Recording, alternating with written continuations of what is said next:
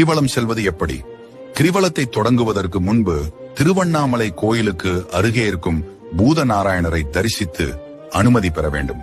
பூதநாராயணர் தான் திருவண்ணாமலையின் காவல் தெய்வம்.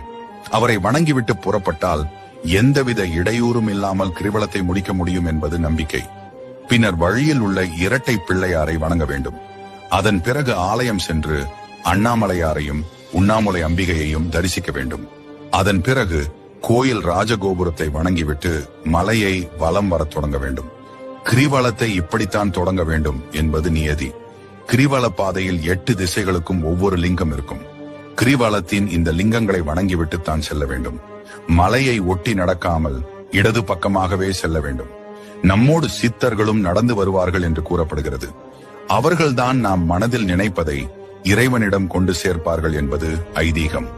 கை கால்களை வீசிக்கொண்டோ பேசிக்கொண்டோ செல்லக்கூடாது. அமைதியாக மனதில் இறைவனை நினைத்து அண்ணாமலைக்கு அரோகரா என்று கூறிக்கொண்டே செல்ல வேண்டும்.